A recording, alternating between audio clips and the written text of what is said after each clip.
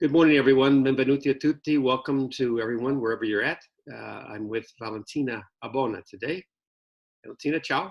Ciao, very nice to see you all. It's always great to see you, Fun. Valentina. It's been a couple of years. We were just talking about how nice it is with technology to be able to, we can't travel, but here we are face to face and all of you Right. get to see Valentina.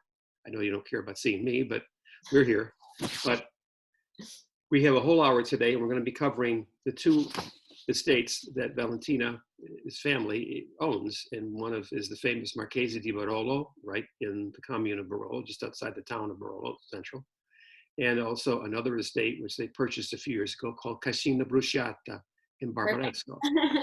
So let's talk first, and we're going to taste. You can see the wine she has lined up. We're going to taste a number of. Let's get this lined up like that, okay? And we're going to taste a number of current wines. We'll also taste an older wine. We'll do both from Marchesi di Barolo and Cascina Bruciata. Valentina, tell us a little bit. There's a lot of history to talk about. So tell us a little bit about. In actually both estates, there is a lot of history. Okay. So it's pretty great. I feel on one side very honored, to be able to carry on this tradition that our family has been in for now 6 generations. In fact, my brother Davide and myself today are the 6th generation when it comes to winemaking. And we were born in winemakers in the very same town of Barolo, so we didn't really move much in these many years. And we started our activity with our family business just next to the castle of the Marquises of Barolo. This was the second half of the 1800s. And we took inspiration by what the Marquises were doing. So right in the, as you said, in the center of the town of Barolo, right in front of the castle, there is this magnificent estate and cellars that the Marchesi created around 200 years ago. This was the beginning of the 1800s. As the birthplace for a wine which eventually became known as the King of Wine and the Wine of Kings. It was them, the last Marquis of Barolo, Carlo Tancredi Falletti, and his wife, Juliette Colbert, a French noblewoman that arrived in Barolo because she was the bride of this man, and realized immediately that there were beautiful grapes growing on our hills, but not properly managed as we do today, of course. But still with a great potential of expressing a terroir, the terroir of Barolo. And she was the first person capable, of going beyond what was the tradition for the time. So she insisted for having a cellar built underground where the temperature could be more or less stable between the different seasons of the year. And she had wooden barrels assembled for the very first time, where the juice from this grape could turn into the fine, elegant, still and dry wine that we know nowadays. And she named this wine Barolo, just as the village, maybe because of her French tradition, maybe because of the unique expression of terroir, but that is basically what we still all do today. So she really revolutioned winemaking for the area, and it was extraordinary. So our family learned from basically what this lady taught at the time. And in 1929, our family had the opportunity of continuing this great history, as the Marquises of Barolo had no children.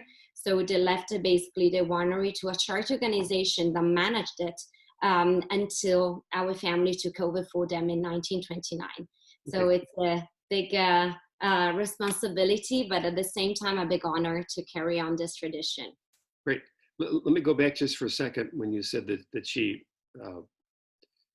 established the cellars and the barrels and everything. You said there were, it's kind of the origins of Barolo. Was it at that time all Nebbiolo, or were there other grapes mixed in? Could Barolo be other grapes at that time? Well, probably it could have been that there were other grapes. We know that spontaneously different varietals were growing in the town of Barolo. Nebbiolo for sure, but also San Barbera, San Dolcetto. Actually, our family went back to this tradition too by planting San Barbera and San Dolcetto in two beautiful single vineyards within the town of Barolo. So back in the days, it could have been possible that there were other grape varietals. For the majority, it was for sure Nebbiolo. Okay, right. Yeah. And I read that on your website. First of all, I didn't know this, but the name Barolo itself basically is loosely translated as a low-rise place. Absolutely. So I think that you can picture this as you've been in the area, but by driving, to Barolo, if you're coming from La Morra, for example, or Monforte, so all the other villages within Barolo area, you have to go a little bit down slope. Yes. Barolo, it's at an altitude of 300 meters above sea level, while the other villages are above that, around even 500 meters. So in the town of Barolo, there is a very unique climate, microclimate, created by this difference in altitude. So it's for this reason that Barolo is named Barolo, low-rise place. And the grapes do benefit from this very unique climate. So all grapes grown within the municipality of Barolo can really enjoy a little bit warmer weather and more constant weather. Okay. I also read that you have 200 hectares of vineyards in Piemonte, which is about 500 acres. And of course, our focus today is on Nebbiolo with Barolo and Barbaresco, but you also make Barbera, Dolcetto, you make Moscato d'Asti, so you have grapes all over. So of those 200 hectares, I mean, how much is in the commune of Barolo that's specifically made for the production of Barolo? How many hectares of Nebbiolo? Well, this is actually the power of our terroir, that even within, a small area, we really have the opportunity of expressing it through different grapes. And even from the same grape, actually, we can have some beautiful and very precise expression of wines I will see later on with the single vineyards on both sites, actually. Right. So within the municipality of Barolo, we own a different single vineyards. It's around 8. I mean, we have properties on 8 single vineyards. 3 of them are vinified as a single ones, a single crew. So Coste di Rose, Cannubi, and Sarmassa will be the 3 vineyards within the town of Barolo that we vinify as standalone ones. And we own around 3 hectares, 3.5 in each one of them. Okay. And are you among the largest owners of vineyards in Barolo? Or? Well, no, I wouldn't say so. Okay, all right. But you Barolo, it's beautiful because it's little and very special. Yeah. Right. Okay. We'll talk about the single vineyards in a second, but let's first talk about, you make, what is it, 5 or 6, 7 different Barolo, and different Barolo. There's, of course, the single vineyards, which we'll talk about, and then you have a Barolo Tradizione, what I'd like to call it the Barolo Classico, and then the wine we're going to look at today, which you have right in front of you there, is the Barolo. Our Barolo del Comune di Barolo, and also Riserva. So again, one varietal, plenty of opportunities according to where the grape is grown and how you are combined with other vineyards. So let's talk about this wine. So I always recommend wines such as this, the communal wines in Barolo, because today, of course, there's a lot of excitement about the single vineyard, or what are called MGA, which is a long term I won't go into right now, but the single vineyard wines, and of course, that's a great marketing tool, and it creates a lot of new interest and excitement for the area. But, as other producers have pointed out, I mean, these are made in such limited production. And because of that, they're expensive and they're very difficult to find. So I think it's important that you and many other area producers continue to make Barolo Classico. I think that is, it's in our blood. As I said, we are winemakers for 6 generations, so we could really we could really follow the history of this winemaking region. And by doing so, of course, we don't want to forget what was done in the past. Barolo was always born as a blend of one varietal, Nebbiolo, but from different sites, from different vineyards. We perhaps always knew that there were some preferred positions, some preferred places, but still, even, wine lovers didn't have such a experienced palate back in the days. So it was very important to have a wine that could be very generous in the expression and representative of an area, of our old land with all its diversities. So still today, my family really believes in sending this message. As you well said, we do have an interpretation of Barolo, which we call tradizione, so classic, very traditional, which is a blend of Nebbiolo, but from different vineyards within older DOCG, of not in each one of them, of course, but throughout the appellation. What we have right here, it's a more unique expression of that very classic Barolo, as the vineyards are only within the municipality of Barolo. So it's a little bit more exclusive. As a matter of fact, Barolo del Comune di Barolo stands, it's an appellation that stands at the same level of single vineyard.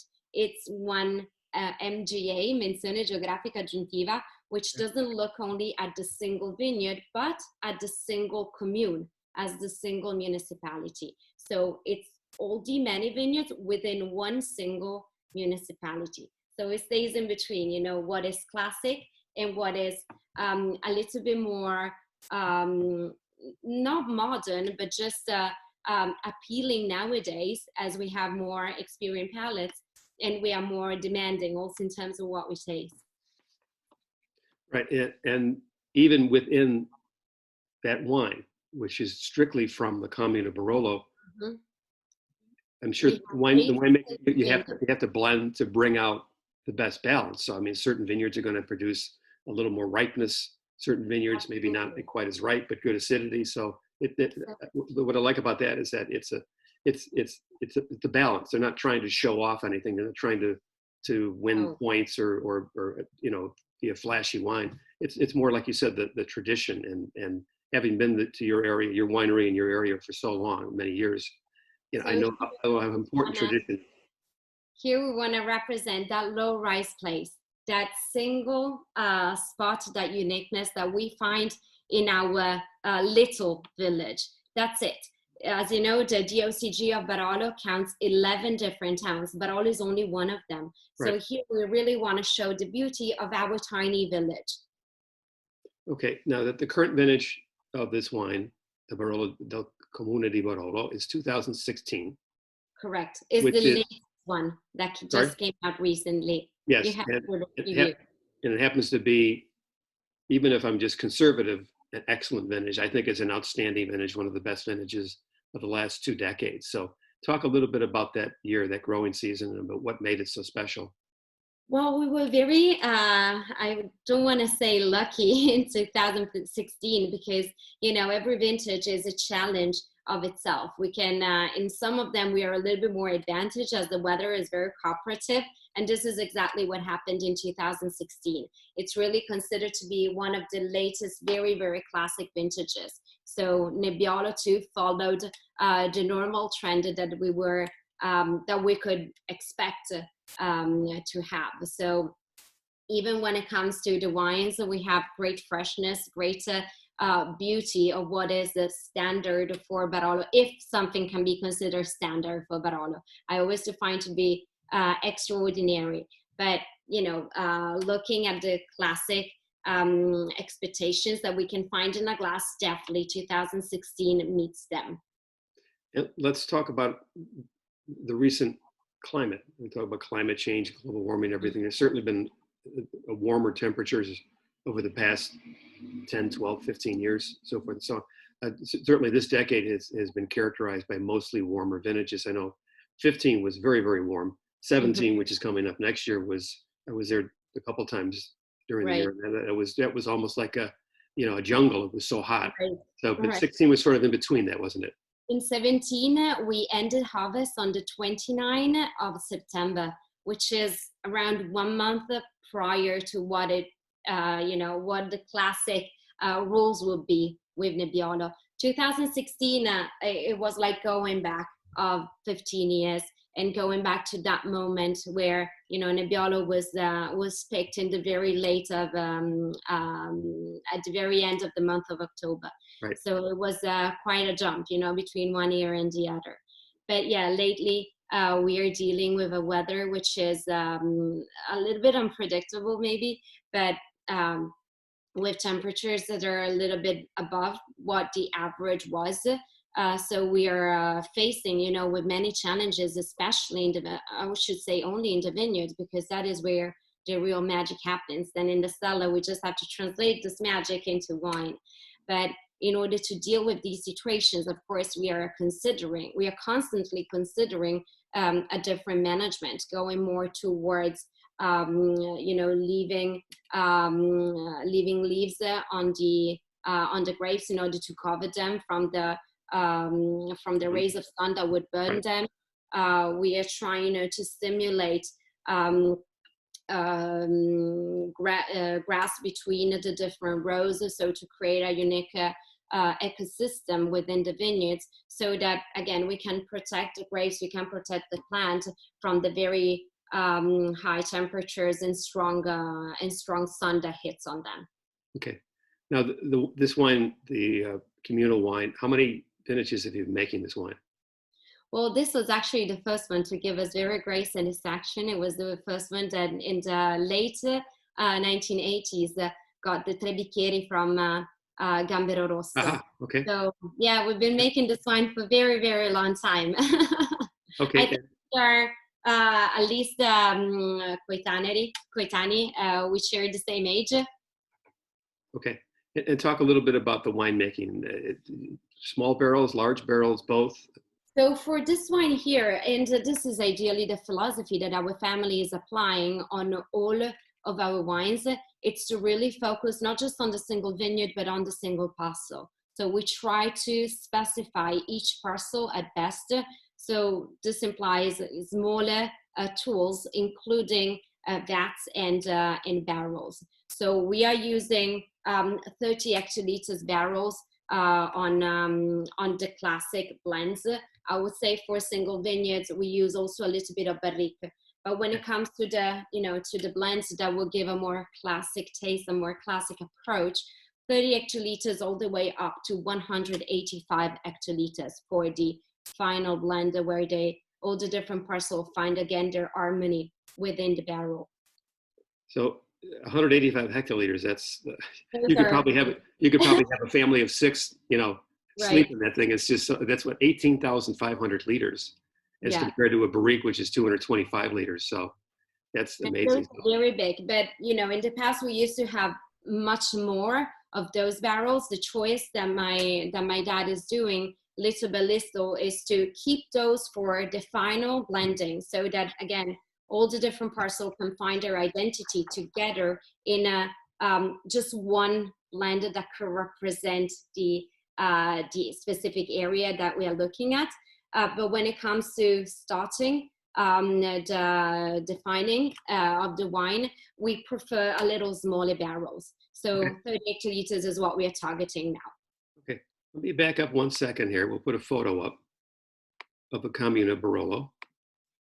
And if you can tell us here what we're looking at, we see right in the center of the picture the Cascina di Barolo, the town of Barolo. Tell us where we're looking from, where we're looking at, when this was taken, where the wineries at. Tell us about the vineyards. So, well, if I move my mouse, you don't see me, correct? Is there a way I can? Well, anyway, I've got a mouse here, but I don't know if that shows up or not. Will guide me. So what we're looking right now in the very center of the picture is the commune of Barolo, identified by the castle where the Marcheses used to live. And right in front of the castle, so on the right of the picture, just at the end of that very slopey vineyard that we see going basically into town, there is our cellar. It's a yellow house right here at the end of the slope. Can you see the vineyard that from the right is going all the way down into town? Right. Okay. I see it there. Yes. Right at the bottom of that vineyard, which is called the Paiagallo, and is where we grow our Barbera, we find our cellar.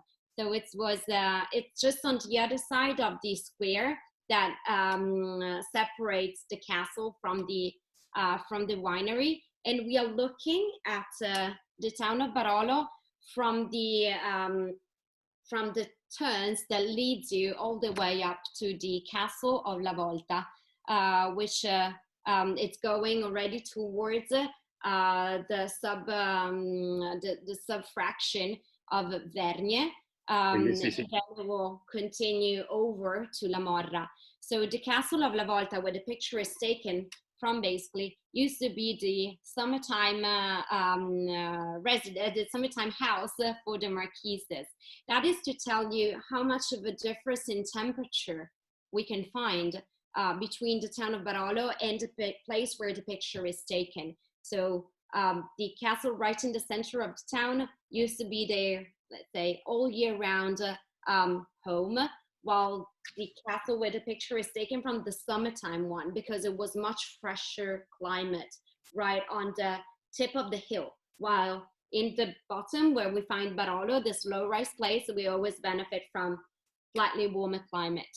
And the vineyard that basically from the left corner of the town of Barolo continues all the way towards the end of the left end of the picture. It's Cannubi Vineyard, where our family owns a some parcel that we vinify both as Cannubi for Marchesi di Barolo, and the very tiny part that was used for the Barolo from Cascina Bruciata, as also the previous owner had a little bit of Cannubi, and that is the tip that goes right into town, so at the very beginning of the hill. okay.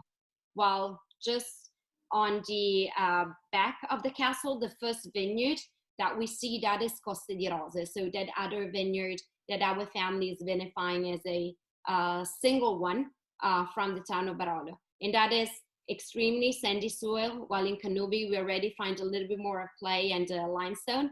And basically coming closer to the place where the picture is taking, a little bit more left than there, we find Sarmassa, which is the most steep vineyard, very, very rocky. There is no sand left because all the sand was washed away in the years. So we really find the hard soul of the vineyards of Barolo, where the roots have to dig more into deep.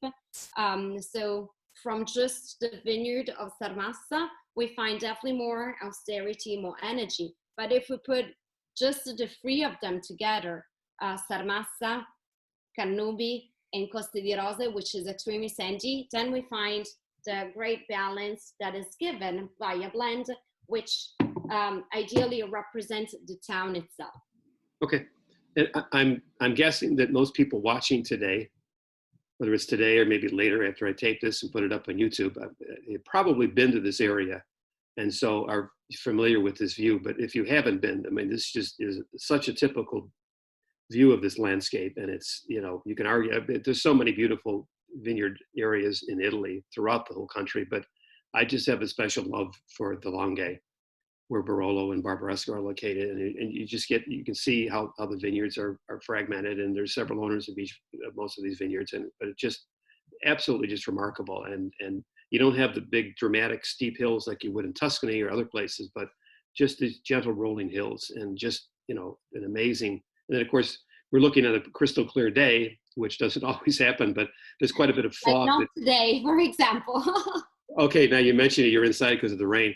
And of course, right. Fog is part of the equation, and that's where the word nebbiolo comes from, because it comes from the Italian word nebbia, meaning fog. So that is something that, and that really, so in many cases you have to plant the Nebbiolo vineyards above the fog level, because it's such a late ripening grape in most years that, you know, you get less sunshine as we get to October, and fog comes in the vineyards. And so, you know, having those high altitude vineyards helps with structure, helps with acidity, helps with longevity of these wines, correct?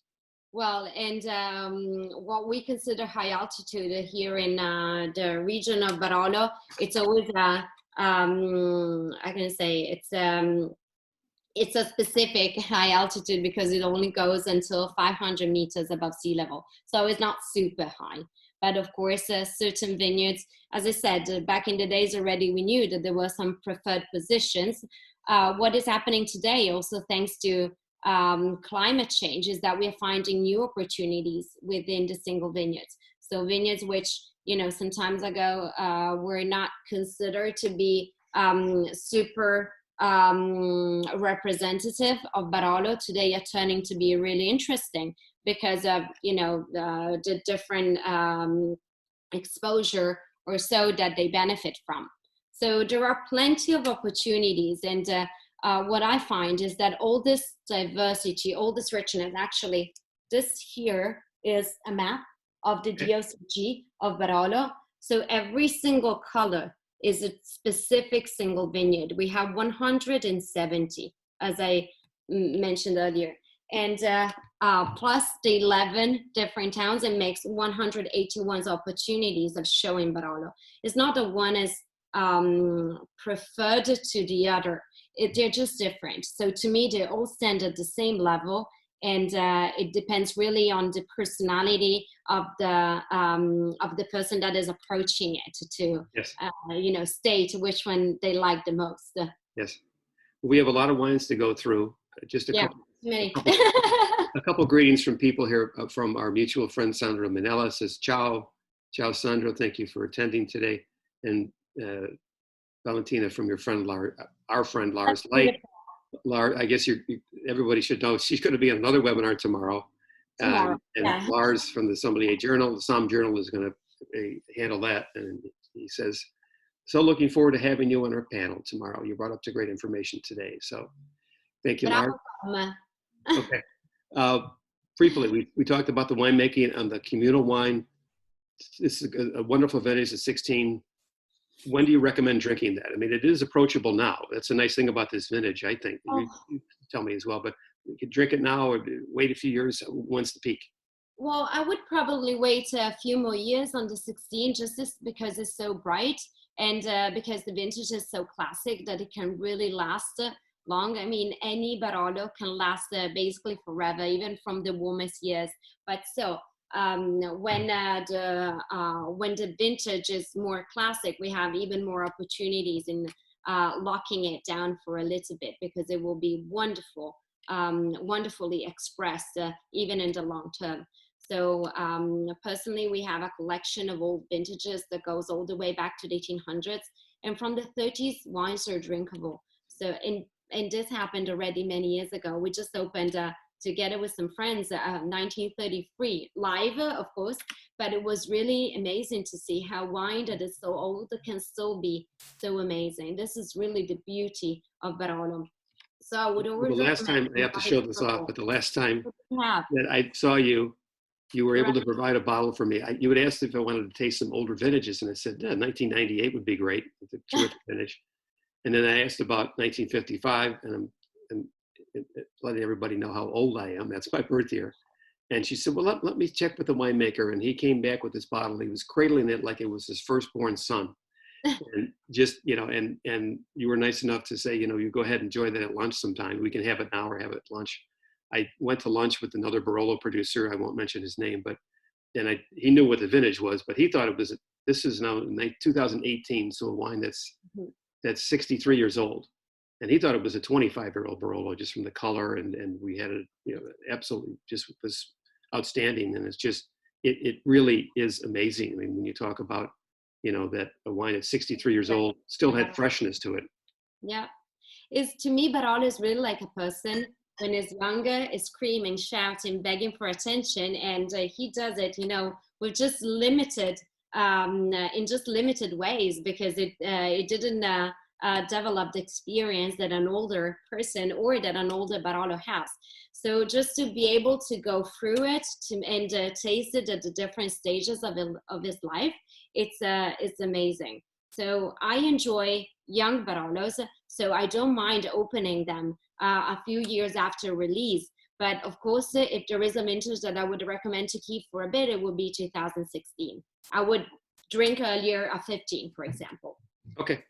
And I noticed Sandra just said he remembers that bottle. That's right. So that's great. That was a special day. Yeah, I have a chart. The late Renato Ratti created a chart of vintages. I think it goes back to like at least the beginning of the 20th century, if not even the 19th century. But a friend of mine, Pio Boffa, who from Pio Cesare, was born in 54, and it's just he had the misfortune of being born in 54 because apparently, according to Ratti, that was not a very good year. But 55, thankfully, for Right. me, was a wonderful year. But I mean, just to have a wine that old for your birthday or to try it is great. And then to have it be a great wine on top of it was just amazing. So, but let's get back to the, Sometimes even odd vintages can really surprise you. That's why I wanted to show a 2003 of okay. Sarasa. Well, on that, let's talk about the two different Sarmasa you have. You have the 2016, again, the current vintage. We looked at that vineyard. So how is that, uh, how is that different in terms of, number one, in terms of how many bottles you produce compared to the communal wine? And then, 2003. and how is it made differently? Mm-hmm. Well, made it differently, not really. I mean, of course, there are some differences that we take into consideration when it comes to winemaking. But ideally, our philosophy is to apply the same rules on every single vineyard and on every vintage. Then, of course, we together with our winemaker, we take the liberty, to address every single year according to the a specific situation that is happening in the field. But the linee guida, so the let's say the techniques usually are pretty much the same. They vary just slightly. 2016, as we said, it was a beautiful, very classic vintage. 2003 was probably one of the warmest ones, that we even warmer than 17 that we had lately. It was a super dry year, super hot, but I wanted to show this one, and this is the color on it. It's beautiful color, yes. Beautiful, because vineyards like Sarmassa can really survive any difficulty. In fact, the soil, as we said, it's very rocky, something like this. Okay. So very stony. The roots of the vine have to work very down into deep, and therefore it doesn't really matter what happens on the surface, because everything happens underneath that. Because even though it rains or it doesn't, rain still does not penetrate even in the most wet years, or at least there is a very little percentage of it that goes actually through the soil. So the roots have to really search for some nutrients and for some water down into deep. So even in a year like 2003, it's still explosive in the power. Of course, more fruit forward, more expressed than what 2016 will be at the same age, but so vibrant and so mineral. Okay. And well, I'm glad you're showing the 2003 because, so many times with whether it's Barolo or whether it's Brunello or whether it's a Napa Valley Cabernet Sauvignon, people look at a weather report and they use sound bites, which is an unfortunate, maybe even a necessary thing that happens today when we compare vintages. But because 2003 was so hot, as you said, most people think, well, that's just not a very good wine. And as you said, that's not the case. Mm-hmm. No, it's definitely not. Look, for example, what happened in 2014. There was some very bad reports, and everyone thought it was a not good vintage. I think that today we have the tools, we have the experience, we have the knowledge. Think just the weather forecast. If it's going to rain or it's not going to rain, we know in advance. So of course there is something that we can do in terms of vineyard management to take care of every situation and make sure that we are taking the best out of any situation, which doesn't mean to have every year the best wine according to everyone. They're different expressions, just as they are different in because of the land where they come from. All those different single vineyards would reflect the vintage in a different way because they're made of different soil types. They have different exposures, they have different altitudes, in general, different terroirs. So there is always an opportunity of showing something good from any single situation, even vintages that are not considered to be the best one by the reports. Reports are pieces of paper, is what we live every day in the vineyards that make the difference. Exactly, that's a great point. And I'm so glad on a personal note that you brought up 2014 because I have this discussion, I won't say an argument, but this discussion sometimes, and I get up and lecture about Barolo to the trade, and I'll they look at me funny, like, what do you mean 2014 was an excellent vintage? It was not the best vintage of the decade, but it was an excellent vintage in my opinion.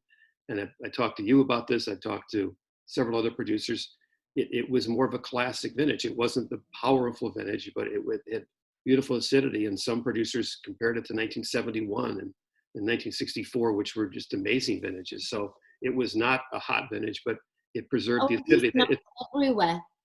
I'm sorry? At least not everywhere. We have, again, 170 single spots where Barolo shows True. differently. True. So the vintage affect them differently. True. Okay. With that, let's talk about Cascina Bruciata. Barbaresco. Well, we're Barbaresco. taking a little step away from that picture that you shared earlier. So we're basically driving all the way on the left of the picture, and we are going just past by the town of Alba, and then we are going up the hills again all the way to the town of Barbaresco itself. So, Right, so Cascina Bruciata, sorry. Barolo is south of Alba, and Right. Barbaresco is east of Alba. So Yes. and this is about in northeast, yeah. Okay, northeast. It's about a 45 minute drive, I'd say. From Barolo to Barbaresco? Yeah. Well, it depends on how you drive, but Exactly, yeah. half an hour. Yeah, no more, Okay. 5 minutes. So now this estate you purchased in 2016, is that correct? Right. Okay. Right. Tell us a little bit about the history of that. Very much familiar with the state since many years, as our family, together with other families in the region of Barbaresco, used to buy grapes from the state of Cascina Bruciata. It's just in the 50s that the family owner of the estate decided to make wine on their own call. And I think it was a beautiful choice because they really had the opportunity of showing not just Barbaresco, but a specific interpretation of Barbaresco, specific shade that Barbaresco can have. As the whole estate is on top of a vineyard called Rio Sordo. So all the estate is concentrated in just one of the MGAs of Barbaresco, which is actually a beautiful one. Rio Sordo gets its name from the fact that there is a little leg of River Tanaro that flows just next door, just very close by, that goes all the way underneath the vineyard. So Rio for a river, spring, and Sordo for silent, because there is this little water that flows underneath, but you don't hear it. Okay. So you can tell it's there because it always gives a lot of moisture to the soil. So any grapes, anything that grows on Rio Sordo benefits from this very unique situation. So even in the most warm and dry vintages, there is always a nice, refreshing mineral note that comes from that specific terroir. Very good. I know we'll go into the Barbaresco in just a second, but you also produce at Bruciata a wine called Langhe Nebbiolo, and right. The name of your Langhe Nebbiolo is called Usignolo. Do you know what that means? That was my next question. No, go ahead. So Usignolo is actually nightingale. So it's the bird of the in tweets. Because this Nebbiolo, it's 100, this Langhe Nebbiolo is 100% a Nebbiolo from Rio Sordo vineyard in Barbaresco. So this potentially could be a single vineyard Barbaresco. It was a choice that we agreed on, and we kept on doing so to vinify this in a very simple way. So only stainless steel and concrete for this Langhe Nebbiolo, which is at the end like a mini Barbaresco, and is the first one in the line of Cascina Bruciata that sings and tweets, as is the first one that is expressed in the glass. I like that. So I think that's an important point for people to remember too, that, you know, we always hear about, well, you make a Barolo, you make a Barbaresco, it spends years in oak casks, whether they're large or small. And yet here's a wine, Nebbiolo, 100%, as you said. 100% Nebbiolo. It receives no oak treatment at all. No. The soil on Rio Sordo, it's something similar to this. So some smaller rocks, but a nice amount of sand too. So this mix of rockier soil and sandier soil allow a very elegant and balanced expression. If you added that moisture that comes from just below, and the uniqueness of the climate given by the fact that the river Tanaro, which separates, Langhe from Roero, it mitigates the weather quite much. So very unique position, very unique expression of Nebbiolo.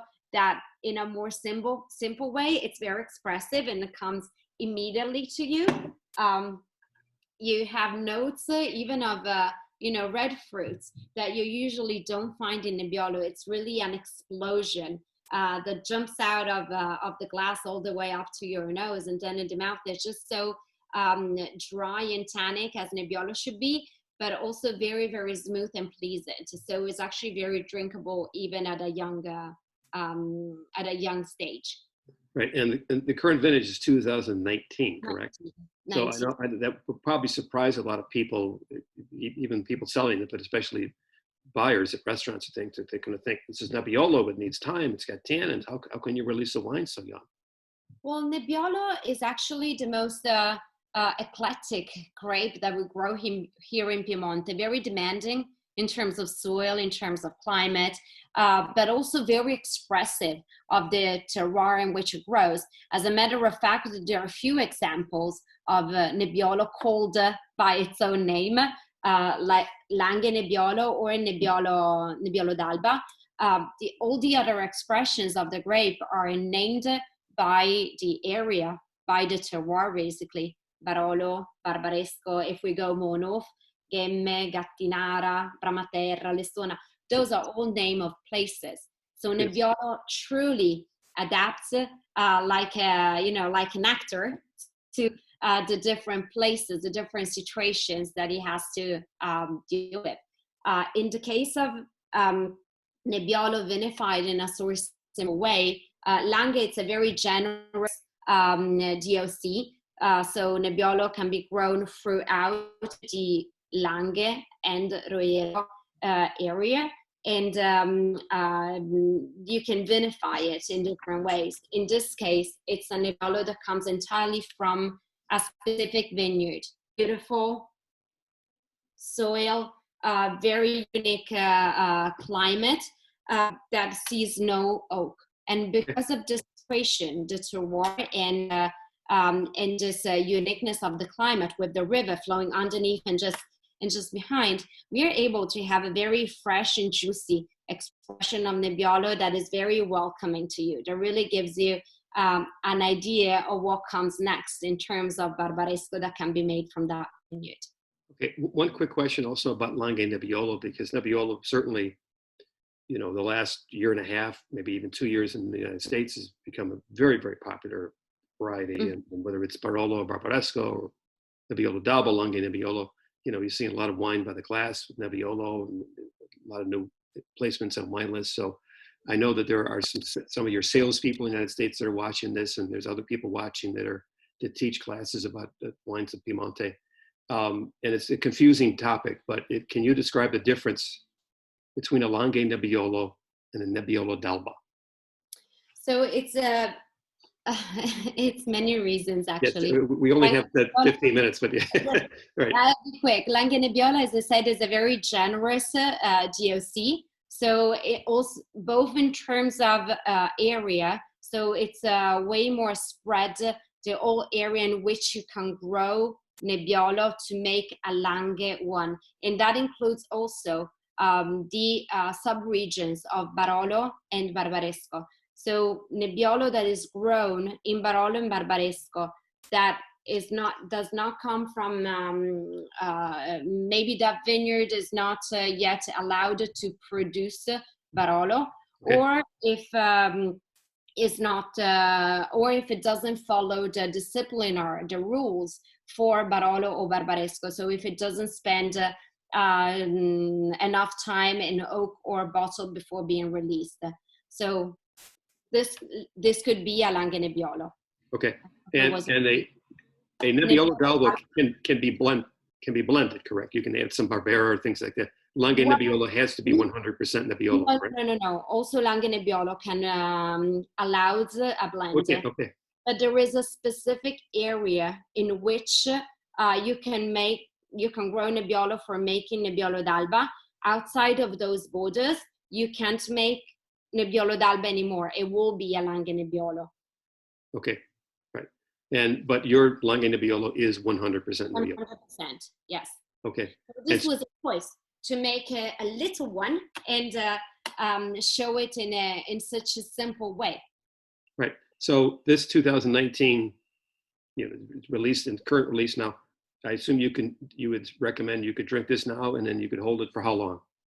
Well, I had just a couple years back with one of our guys in Jersey. We had a bottle. I think it was 1980 something. I think so. I hope Okay. I'm not making this up, but Right. it was extraordinary to see the length that even a very simple expression of Nebbiolo can have. The power is really within the grape, and as here there are no blends with other simple varietals, we could really tell the strength, the tendency that Nebbiolo has, even though it was just stainless steel and concrete. Right. Right. And just a personal comment is that because it has to be close to 90% of all the Nebbiolo in the world is grown in Piemonte. I mean, it works so beautifully there, and there really is no other grape or no other wine like what's made from Nebbiolo. And it's as big and as tannic as it is, the wine has a lot of finesse to it, and I think that's the difference between whether it be Barolo, Barbaresco, or Langhe Nebbiolo, and some of the other big powerful reds of the world, is that you can drink these, when they're released. They're certainly probably better, more complex wines when they've had a few years of age on them, but they don't hit you over the head with the best examples. They're very elegant. It's always very, very elegant. It's always very gentle, the way Nebbiolo approaches you at any stage. Of course, it has more strength in his younger years, and it will become even more delicate and smooth with time. But Nebbiolo, it's always, to me, a beautiful experience. Great. So now let's move on to the Bruciata Barbaresco. We have two different wines. Right? Go ahead and describe those. We are not moving from there. We are always in the We're same. not moving. No, okay. It's just the parcel Right. next door. So the terroir is the same, the soil, the climate. In the, let's say, the core of the vineyard, we grow this exact same grape, Nebbiolo, which in this case it's vinified as a classic Barbaresco. So it's 1 year, actually a little more, like a little extra time in wooden barrel from again like 30 hectoliters or so. And we're looking at 2016 vintage. And for the Riserva, we just choose the older vines all the way up on the tip of the vineyard. These are 65 years old average vines, so the roots are pretty much into deep, and they give more strength and more austerity to the grape, and more concentration. Therefore, we leave that for another extra year in barrel and before bottling it. So from just there, we make the Riserva, and it's up to 2,000 bottles per year, not more. Okay. Could you show the bottles to the people watching? And don't spill any wine. 2016 Barbaresco Rio Sordo. Okay. And 2015 Barbaresco Rio Sordo Riserva. And we talked about 2016. Tell us about 2015, the difference with the two vintages. Well, quite a difference. 2015 was way more warm than 2016. So we have more fruity expression. Is way more deep in the glass. And even though is 1 extra year of age, and just the characteristic of the vintage will make you feel that the wine is way more developed and expressed in the glass. The Riserva is always so tight that actually this looks fresher than the 16. So it's quite extraordinary. You can never, predict too much when it comes to Nebbiolo. Right. Let's talk a little bit also. Go ahead and taste that. That's fine. Okay. I had it earlier. I just wanted to make sure how it was. Okay. Golden. I'm guessing you've tasted it before, so it's like, so not a problem. No. Okay. You touched briefly on 2017, and then you have 2019 that's currently available with the Langhe Nebbiolo. I know 2018 is also being very highly thought of by most producers. So tell us about that vintage as well.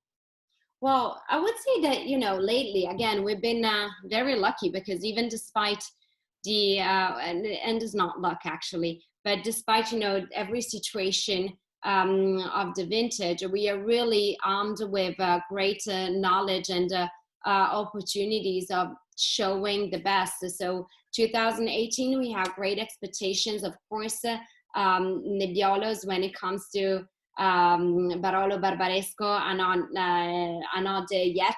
We have to wait a little longer for seeing them, but I'm expecting a beautiful wine, quite gentle in his first expression and very, very long lasting. Okay, and we're into the past the halfway point of May, and I'm sure you have had bloom already. So tell us a little bit about what the weather's been like this growing season. Yeah, fingers crossed, right? Fingers crossed. As you said, we are just in May, but so far I had a very nice vintage. We are a couple weeks ahead of what is, the classic standard for the region.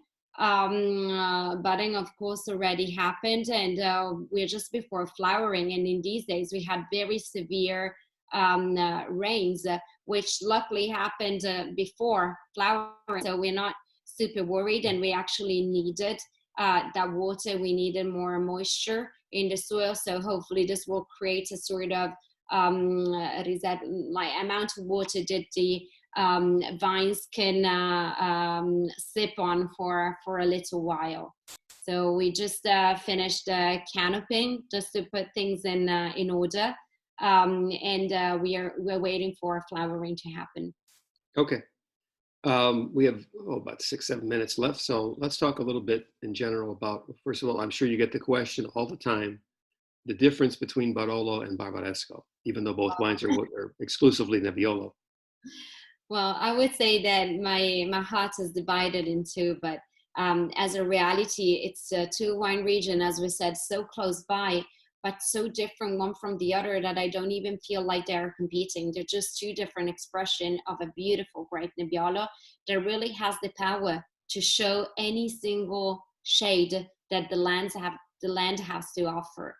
So in Barolo, generally speaking, we see more power, more austerity, perhaps more longevity, because the soils in average are older, so they emerged from the sea million of years prior to the region of Barbaresco, which still benefits from a nice amount of sand and limo, which is present in the vineyard, while in Barolo there is a little bit of lack on that. In fact, in Barolo, we find those that we call white soils, meaning that there is very, very little sand and definitely more plain limestone and drier situation. And in general, looking at the climate, Barbaresco really benefits from the fact the river Tanaro flows so close, so yes, that mitigates the weather, allowing different less difference between temperature during the day and during the night, while in Barolo we have a larger drop. And in generally speaking, in Barbaresco there is more exposure to winds. We are more far away from the mountains, while in Barolo we are more inland. But again, these are just generally speaking the differences, because then if we look at every single vineyard, we might find some expressions of Barbaresco which are more powerful than certain expressions of Barolos. So it really depends on what you're targeting. But generally speaking, Barbaresco shows more perfume, more gentleness because of that situation that I described earlier, while in Barolo, for the same reasons, we find more strength and more austerity. Okay. But again, in Barolo, we also have vineyards like Costa di Rose, which is like this. So, which vineyard is that? I'm sorry.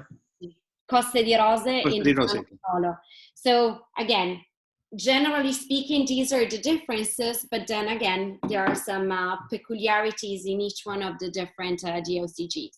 Right, and that's what makes these wines so fascinating, is you find these differences in vineyards and wines made from vineyards that are just, a few hundred meters apart. So it's right.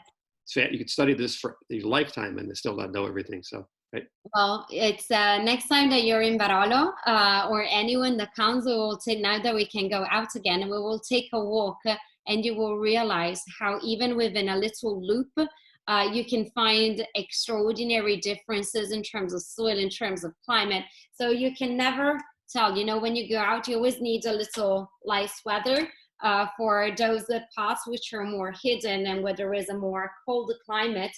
And just moving next door, then you will be so exposed that you will be sweating immediately. So. Okay.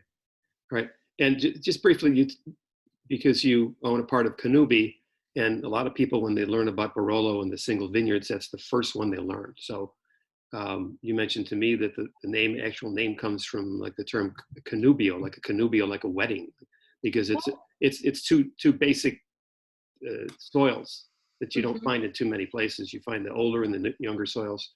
Just a brief description of Canubi.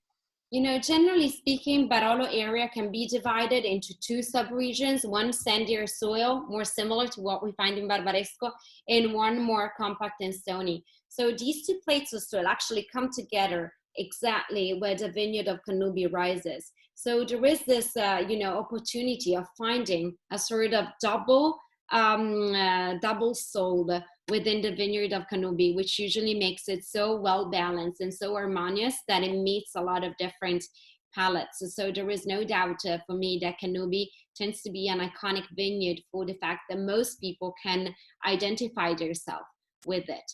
Then you take a step on one side and a step on the other side, and you discover more. But usually Canubi brings everyone together. And is also one of the most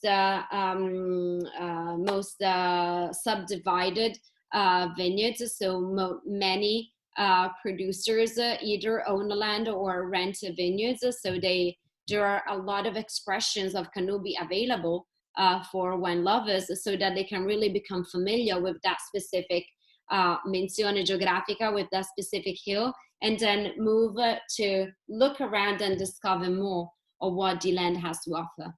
Okay, last 2 minutes here. We'll get a question that we won't. No pressure.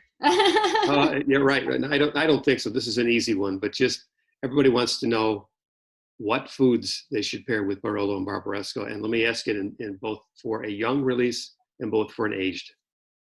Well, this is actually a good point that you're making. I would definitely pair something very rich in flavors with younger expressions of Barolo and Barbaresco, as the great acidity, the tannins, and the strength of the wine can really meet with the flavors of what we are having. I'm thinking not just of a classic Brasato al Barolo, but of course also some spices. I had the fortune, the opportunity in my life to travel a lot. So I paired our wines with a lot of different cuisines, from Mexican to Asian.